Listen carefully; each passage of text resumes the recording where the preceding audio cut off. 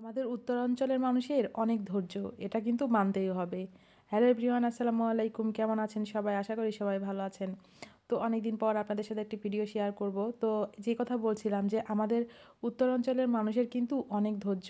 এটা কেন বলছি জানেন? উত্তরাঞ্চলের মানুষ এই যে শীতের সময় ২টা ৩টা মাস কী যে কষ্ট সহ্য করে, এটা আমি আগে বুঝিনি। যখন আমি ঢাকায় যেয়ে প্রায় ৯ বছরের মতো থেকে আসলাম, সেখান থেকে আমি আবার সেই উত্তরাঞ্চলেই ফেরত আসছি। তো আসার পরে এটা বুঝলাম যে উত্তরাঞ্চলের মানুষ কতটা কষ্ট সহ্য করে, কতটা এদের ধৈর্য।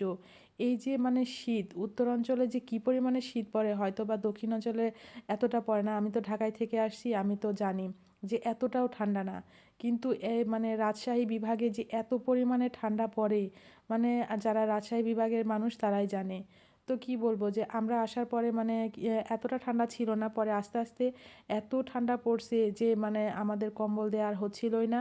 সেজন্য আমরা মনে করলাম যে আমরা লেপ বানাবো। তো আমার বাসায় একটা লেপ ছিল, তো সেই লেপটা খুব একটা বড় ছিল না, দুইজনের জন্য হচ্ছিল না, ডবল মানে একটু বড় লেপ লাগবে, সেজন্য আমরা চলে আসলাম লেপ বানানোর জন্য।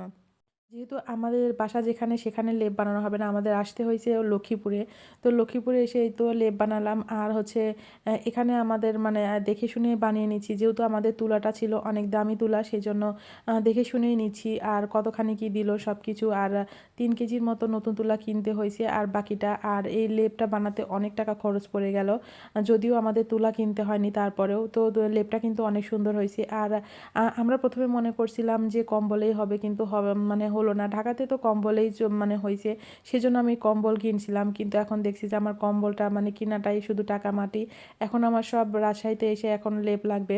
তো বাড়ি থেকে, আমাদের বাড়ি থেকেও একটা লেপ আসবে ইনশাল্লাহ। তো ওটা মেহমানদের জন্য রেখে দিব আর এটা আমাদের গাইদের জন্য। আর এখানে আসার পরে আমার ভর্তা বা মানে করার জন্য একটা বাটুনি পেয়ে গেলাম, সেটাও নিয়ে নিলাম। আর খিদা লাগছিল, আমরা একটু এসে একটু সিঙ্গারা খেয়ে গেলাম।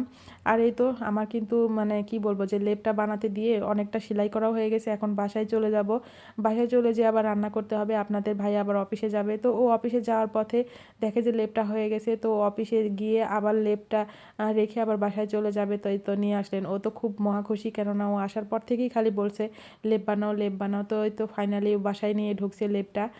আমিও খুশি, ও খুশি, কেননা এটা আমাদের খুবই প্রয়োজন ছিল।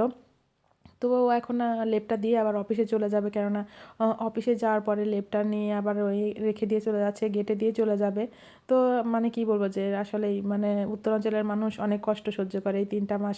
সবাই উত্তরাঞ্চলের মানুষকে একটু আলাদাভাবে মূল্যায়ন করবেন, ভালোবাসবেন। উত্তরাঞ্চলের মানুষ কিন্তু অনেক ভালো, এদের মন মানসিকতা অনেক ভালো, এদের অনেক ধৈর্য।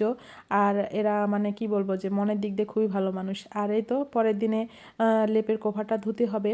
আর হচ্ছে ও ধুয়ে ধুয়ে ফেলবে, আমি পারবো না, ও ধুয়ে ফেলবে। তো সবাই ভালো থাকেন, আল্লাহ হাফেজ।